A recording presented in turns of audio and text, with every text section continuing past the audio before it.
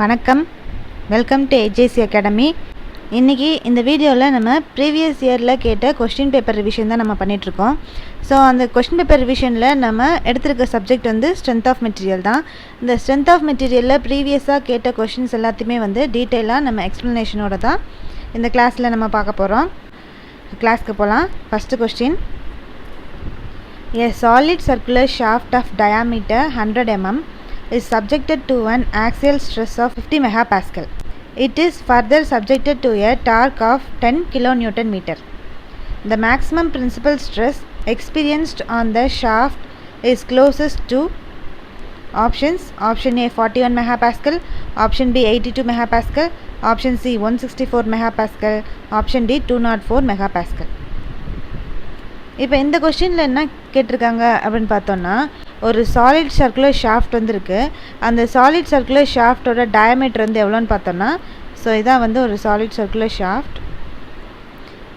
இந்த circular ஷாஃப்டோட diameter வந்து எவ்வளோ கொடுத்துருக்காங்கன்னா 100 mm அப்படின்னு சொல்லி கொடுத்துருக்காங்க.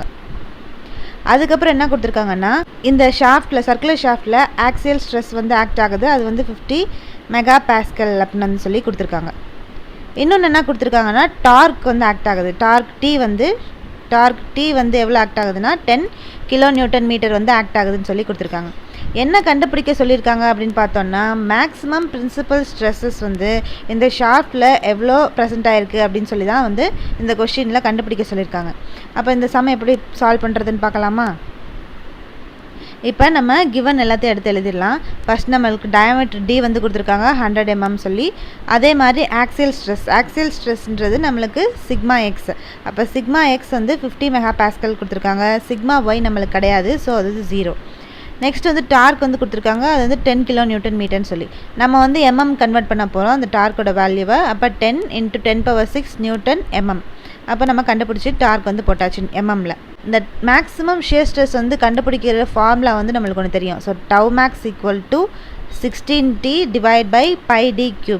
ஸோ இதுலேருந்து தான் நம்ம என்ன கண்டுபிடிக்க போகிறோம்னா, டவ்வோட வேல்யூ வந்து கண்டுபிடிக்க போகிறோம். ஸோ எதுக்காக நம்ம இந்த டவ் வேல்யூ வந்து இந்த சம்மில் கண்டுபிடிக்கிறோம் அப்படின்னு பார்த்தோம்னா, நம்மளுக்கு சம்மில் மேக்ஸிமம் பிரின்சிபல் ஸ்ட்ரெஸ்ஸஸோட வேல்யூ என்னன்னு சொல்லி தான் வந்து கேட்டிருக்காங்க. அப்போ மேக்ஸிமம் பிரின்சிபல் ஸ்ட்ரெஸ்ஸஸ்க்கு நம்மளுக்கு ஃபார்முலா வந்திருக்கு. அந்த ஃபார்முலா வந்து என்னென்னு பார்த்தோம்னா, sigma = σx + σy / 2 + √σx - σy / 2 whole square + τxy².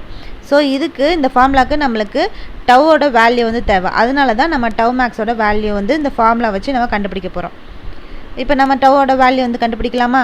So அப்போ நம்மளுக்கு டவ் மேக்ஸ் வந்து கண்டுபிடிக்கிறதுக்கு டி வேல்யூ தெரியும், டி வேல்யூ தெரியும். எல்லாத்தையும் சப்ஸ்டியூட் பண்ணால் நம்மளுக்கு டவ் வேல்யூ கிடச்சிடலாமா? அப்போ 16 × 10 × 10⁻6 / π × 10⁻3 = 160 × 10⁻6 / π × 1 × 10⁻6. அப்போ இந்த 10⁻6 இந்த 10⁻6 வந்து கேன்சல் ஆகிடும். அப்போ டவ்வோட வேல்யூ வந்து எவ்வளோ வருதுன்னா, டவ் = 50.93 Nm². ஸோ இதான் வந்து என்னென்னா டவ்வோட வேல்யூ. இப்போ நம்ம டவ்வோட வேல்யூ வந்து கண்டுபிடிச்சாச்சு. இப்போ நம்மளுக்கு கொஸ்டினில் மேக்ஸிமம் பிரின்சிபல் ஸ்ட்ரெஸ்ஸோட வேல்யூ தான் வந்து கேட்டிருக்காங்க. அப்போ மேக்ஸிமம் பிரின்சிபல் ஸ்ட்ரெஸ்ஸஸ்க்கு ஃபார்முலா நம்மளுக்கு தெரியும். ஸோ இதில் வந்து சிக்மா எக்ஸ் தெரியும், சிக்மா ஒய் தெரியும், டவ் வேல்யூ தெரியும். ஸோ அப்போ சிக்மா எக்ஸ் வந்து நம்மளுக்கு 50 MPa கொடுத்துருக்காங்க. சிக்மா ஒய் நம்மளுக்கு கிடையாது, அது வந்து 0. அப்போ எல்லாத்தையும் சப்ஸ்டியூட் பண்ணால் நம்மளுக்கு ஆன்சர் வந்துருமா? சிக்மா ஒய் = 0ன்றதை ஃபஸ்ட் நம்ம சப்ஸ்டியூட் பண்ணிக்கலாம்.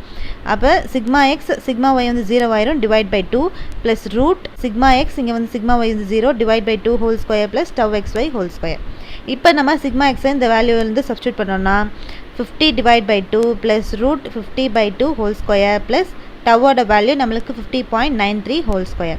ஸோ இது வந்து 50/2 வந்து டிவைட் பண்ணோன்னா நம்மளுக்கு 25 வந்து கிடைக்கிது. Plus √25² + 50.93 whole square = 25 + 25 whole square போட்டோன்னா 625. இந்த 50.93 ஹோல் ஸ்கொயர் போட்டோன்னா 2593.86. ஸோ அப்போ 25 ப்ளஸ் இந்த 625 + 2593.86 வந்து ப்ளஸ் பண்ணி ஹோல் ரூட் வந்து போட்டோன்னா நம்மளுக்கு 56.73 வந்து கிடைக்கிது. அப்போ இது ரெண்டுத்தையும் நம்ம ப்ளஸ் பண்ணோன்னா நம்மளுக்கு வேல்யூ வந்து எவ்வளோ கிடைக்கிதுன்னா 81.73. அதை அப்ராக்சிமேட்டாக வந்து எடுத்தோன்னா நம்மளுக்கு 82 வந்து கிடைக்கிது. அப்போ இந்த மேக்ஸிமம் பிரின்சிபல் ஸ்ட்ரெஸ்ஸோட வேல்யூ வந்து எவ்வளோ கண்டுபிடிச்சிருக்கோன்னா 82 MPa அப்படின்னு சொல்லி கண்டுபிடிச்சாச்சு. அப்போ நம்மளுக்கு கொஸ்டினில் இந்த ஷாஃப்டோட மேக்ஸிமம் பிரின்சிபல் ஸ்ட்ரெஸ்ஸோட வேல்யூ தான் வந்து எவ்வளோ அப்படின்னு சொல்லி கேட்டிருக்காங்க. அப்போ ஆப்ஷன் பி 82 மெகா பாஸ்கல் வந்து கரெக்டான answer. Next question. The slenderness ratio of a column is defined as the ratio of its length to its options. Option A maximum radius of gyration, option B maximum lateral dimension, option C least radius of gyration, option D least lateral dimension. இந்த கொஸ்டினில் என்ன கேட்டிருக்காங்க அப்படின்னு பார்த்தோன்னா, இப்போ நம்ம காலம் வந்து எடுத்துக்கிட்டோம்னா அந்த காலத்தில் ஸ்லெண்டர்னஸ் ரேஷியோ அப்படின்னு சொல்லி ஒரு வேல்யூ வந்து கண்டுபிடிப்போம். ஸோ ஸ்லெண்டர்னஸ் ரேஷியோ நம்ம எப்படி சொல்கிறோம்னா லாம்டா அப்படின்னு வந்து சொல்வோம். ஸோ காலத்தில் கண்டுபிடிக்கக்கூடிய ஸ்லெண்டர்னஸ் ரேஷியோ அப்படின்றது என்ன அப்படின்னு சொல்லி தான் வந்து கேட்டிருக்காங்க. அப்போ ஸ்லெண்டர்னஸ் ரேஷியோ அப்படின்றது என்னன்னு பார்த்தோன்னா, slenderness ratio is the ratio of the length of a column and the least radius gyration of its cross section. So அதான் வந்து என்னென்னா slenderness ratio. Length of a column divide by least radius of gyration வந்து சொல்கிறது தான் அந்த காலத்தில் வந்து கண்டுபிடிக்கிறதா நம்ம என்ன சொல்கிறோன்னா ஸ்லெண்டர்னஸ் ரேஷியோ அப்படின்னு வந்து சொல்கிறோம். அப்போ அந்த ஸ்லெண்டர்னஸ் ரேஷியோக்கு ஃபார்முலா என்னென்னு பார்த்தோம்னா lambda equal to LE divide by K minimum. So அப்போ எல்இ அப்படின்றது என்னென்னா இந்த லென்த் தான், அது வந்து எஃபெக்டிவ் லென்த். ஸோ காலத்தோட effective length divide by minimum least, அதாவது மினிமம்னாலும் லீஸ்ட்னாலும் சேம் தான். அப்போ least radius of gyration. So radius of gyration தான் நம்ம என்ன சொல்கிறோம்னா கே அப்படின்னு வந்து சொல்கிறோம். அப்போ lambda equal to effective length divide by least radius of கைரேஷன்றது தான் வந்து என்னென்னா ஸ்லெண்டர்னஸ் ரேஷியோ. அப்போ நம்மளுக்கு கொஸ்டினில் இந்த காலத்தில் கண்டுபிடிக்கக்கூடிய ஸ்லெண்டர்னஸ் ரேஷியோ வந்து என்ன டிஃபைன் பண்ணுங்க அப்படின்னு சொல்லி தான் வந்து கேட்டிருக்காங்க. அப்போ ratio of effective length divide by least radius of gyration தான் வந்து கரெக்டான ஆன்சர். அப்போ ஆப்ஷன் சி வந்து correct. Next question. In a thin cylindrical shell subjected to an internal pressure P, the ratio of longitudinal stress to the hoop stress is options.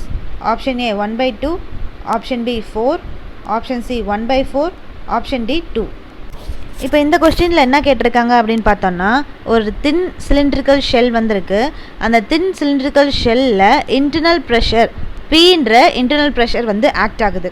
So அப்படி act ஆகும்போது அந்த thin cylindrical ஷெல்லில் ratio, அதாவது எதோட ratio வந்து கேட்டிருக்காங்கன்னா லாங்கிட்யூடினல் stress to hoop ஸ்ட்ரெஸ்ஸோட ratio வந்து என்னவாக இருக்கும் அப்படின்னு சொல்லி இந்த கொஸ்டினில் வந்து கேட்டிருக்காங்க. ஸோ அப்போ அதோட ரேஷியோ வந்து என்னன்னு பார்த்தோம்னா, first circumferential stress. Circumferential stress or hoop ஸ்ட்ரெஸ்ஸோட ஃபார்முலா என்னென்னு பார்த்தோம்னா PD divide by 2T. So sigma H equal to PD divide by 2T. அதான் வந்து இந்த ஹூப் ஸ்ட்ரெஸ்ஸோட formula. Next longitudinal stress or axial ஸ்ட்ரெஸ்ஸோட ஃபார்முலா என்னென்னு பார்த்தோம்னா sigma L equal to PD divide by 4T. அப்போ இது ரெண்டோட ரேஷியோ தான் வந்து கேட்டிருக்காங்க. அப்போ longitudinal stress divide by hoop ஸ்ட்ரெஸ்ஸோட ரேஷியோ வந்து இதில் கண்டுபிடிச்சிடலாமா? அப்போ sigma L divide by sigma H போட்டோன்னா அப்போ PD வந்து கேன்சல் ஆயிரும், TT கேன்சல் ஆயிரும். 2/4 ஈக்குவல் டு நம்மளுக்கு எவ்வளோ வருதுன்னா 1/2 அப்படின்னு வந்து கிடைக்கிது. அப்போ இந்த லாங்கிட்யூடினல் ஸ்ட்ரெஸ் டு ஹூப் ஸ்ட்ரெஸ்ஸோட ரேஷியோ வந்து எவ்வளோ கிடச்சிருக்குன்னா 1/2 அப்படின்னு சொல்லி கிடச்சிருக்கு. நம்மளுக்கு கொஸ்டினில் இந்த ratio of longitudinal stress to hoop ஸ்ட்ரெஸ்ஸோட ரேஷியோ எவ்வளோ அப்படின்னு சொல்லி தான் வந்து கேட்டிருக்காங்க. அப்போ ஆப்ஷன் ஏ 1/2 வந்து கரெக்டான answer. Next question. A propped cantilever beam of span L is subjected to uniformly distributed load of W kilonewton per meter throughout the span. What is the distance of the point of contraflexure from the fixed end? Options. Option A 0.175 L, option B 0.25 L, option C 0.33 L, option D 0.375 L. இந்த கொஸ்டினில் என்ன கேட்குறாங்க அப்படின்னு பார்த்தோன்னா, ஒரு ப்ராப்டு cantilever beam வந்துருக்கு. So ப்ராப்டு cantilever beam அப்படின்றது என்ன இருக்குது, எப்படி இருக்கும், இந்த மாதிரி வந்திருக்கும். ஸோ அப்போ இந்த ப்ராப்டு கேன்டிலிவர் பீமோட ஸ்பேன் வந்து எல் அப்படின்னு சொல்லி கொடுத்துருக்காங்க. அதே மாதிரி இந்த ப்ராப்டு கேன்டிலிவர் பீமில் யூடிஎல் வந்து ஆக்ட் ஆகுது. ஸோ வந்து யூடிஎல் இந்த ஹோல் லென்த்தில் வந்து ஆக்ட் ஆகுது. அது வந்து டபிள்யூன்னு சொல்லி கொடுத்துருக்காங்க.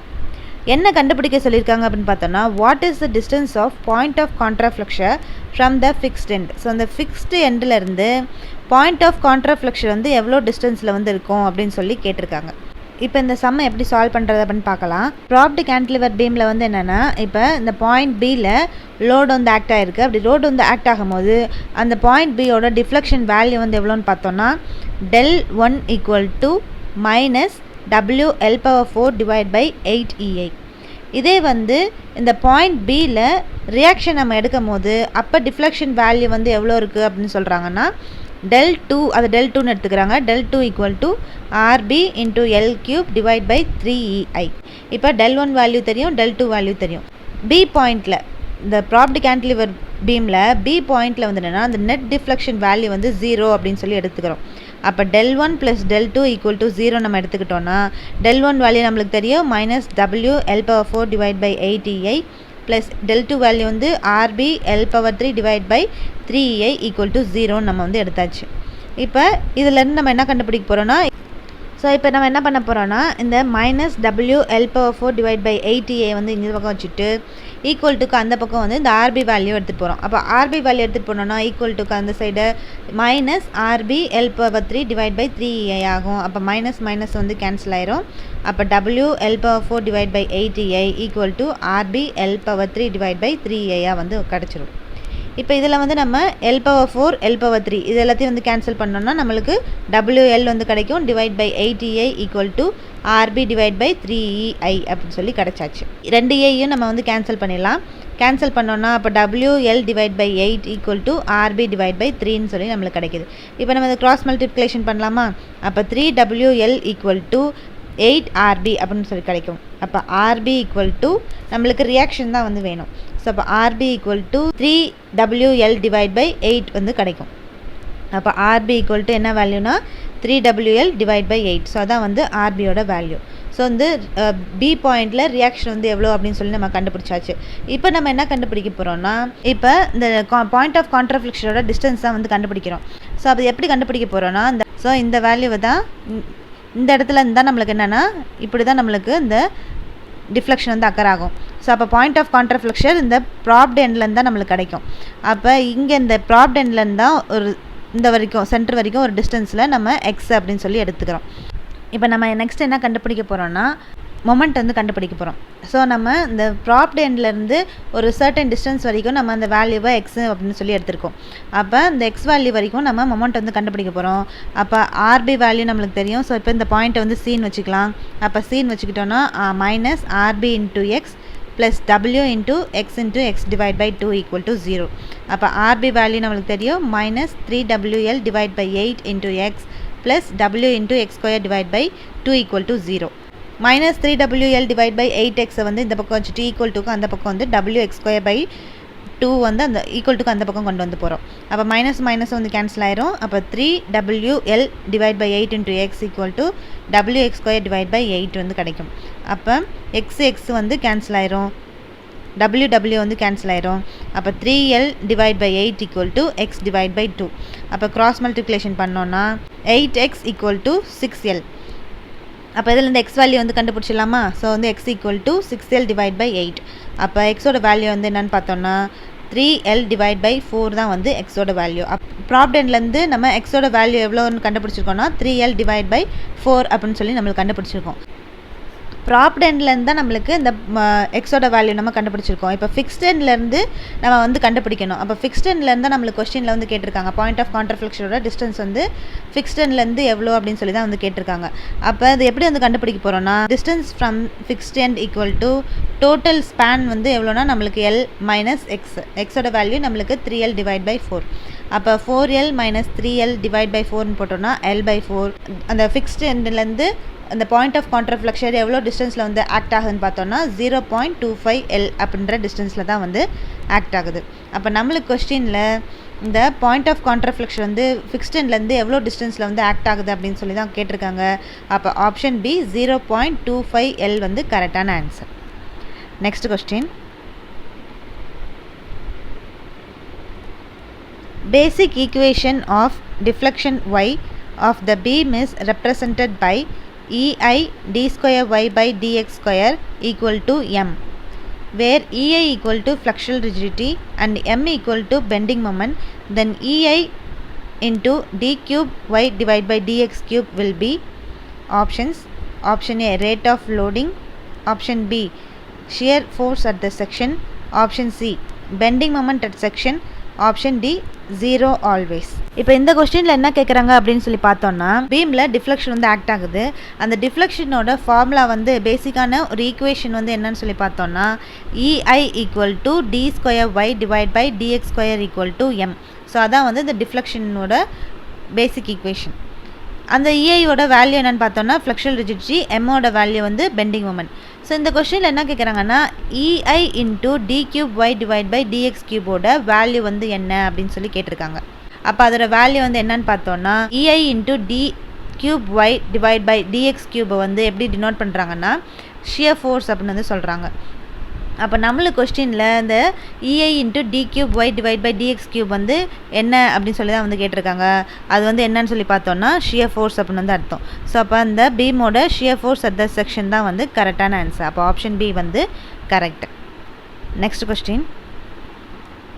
The ratio of deflection at center of a fixed beam and simply supported beam under a concentrated load up at the center of the space is options.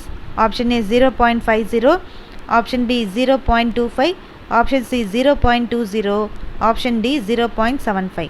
இப்போ இந்த கொஸ்டினில் என்ன கேட்குறாங்க அப்படின்னு சொல்லி பார்த்தோம்னா, டிஃப்ளெக்ஷன் ரேஷியோ வந்து கண்டுபிடிக்க சொல்லியிருக்காங்க. எதுக்கு எந்த ரெண்டுக்கு வந்து டிஃப்ளெக்ஷன் ரேஷியோ வந்து கண்டுபிடிக்க சொல்லியிருக்காங்கன்னா, fixed beam and simply supported beam. இப்போ ஃபிக்ஸ்டு பீம் வந்துருக்கு, அந்த ஃபிக்ஸ்டு பீமில் கான்சன்ட்ரேட்டட் லோடு வந்து சென்டரில் வந்து ஆக்ட் ஆகுது. அதே மாதிரி சிம்பிளி சப்போர்ட்டட் பீமில் கான்சன்ட்ரேட்டட் லோடு வந்து சென்டரில் வந்து ஆக்ட் ஆகுது. ஸோ இது ரெண்டுத்துக்கும் டிஃப்ளெக்ஷன் ரேஷியோ வந்து என்ன அப்படின்னு சொல்லி தான் வந்து கேட்டிருக்காங்க.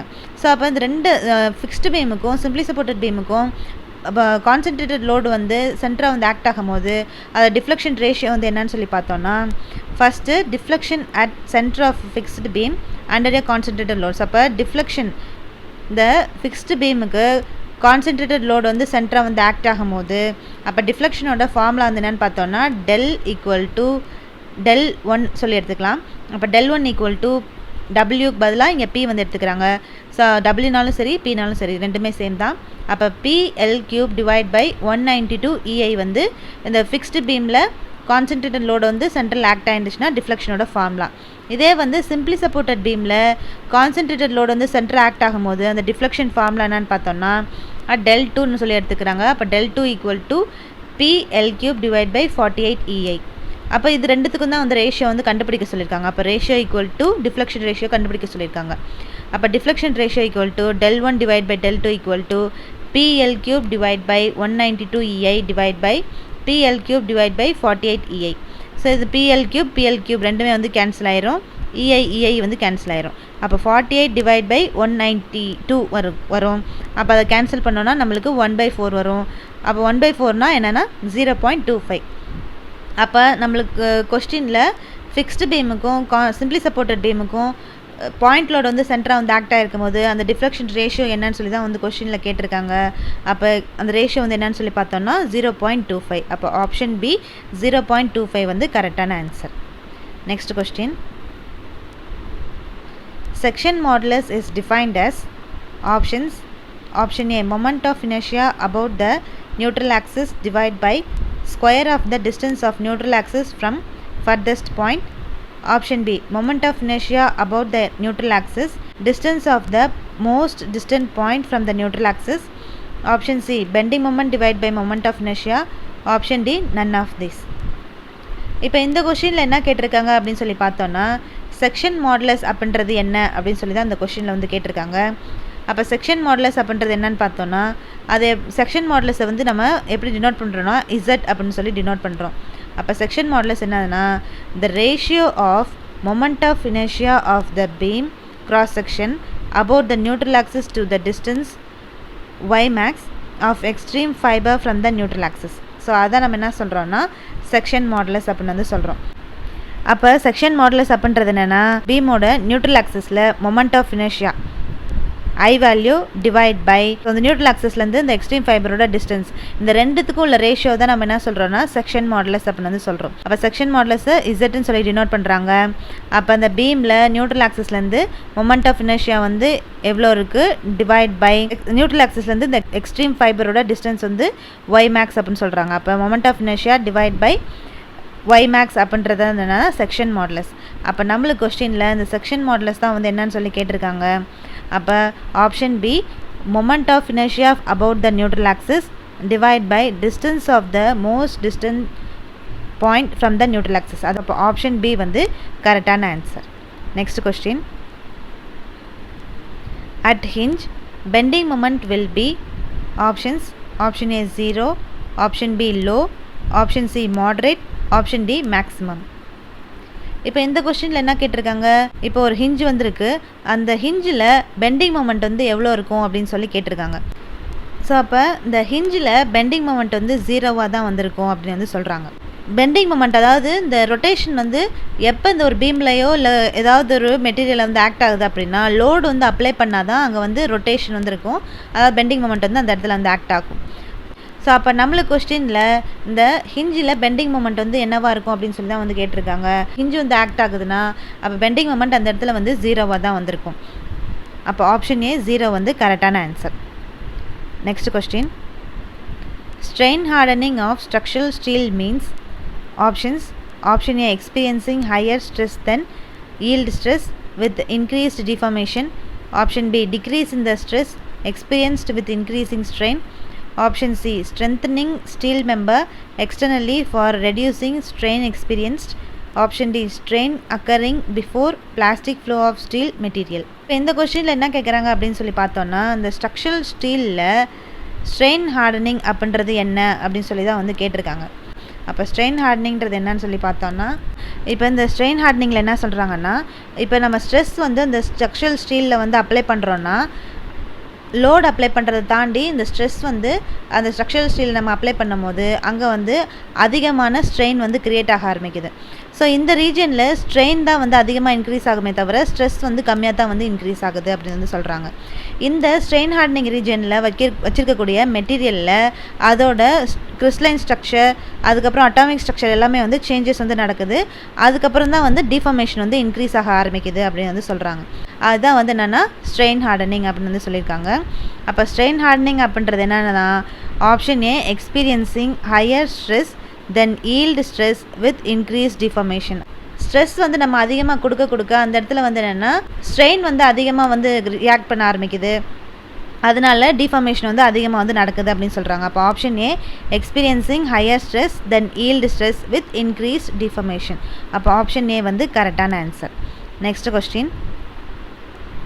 The maximum energy that can be absorbed up to the elastic limit without creating a permanent distortion is called.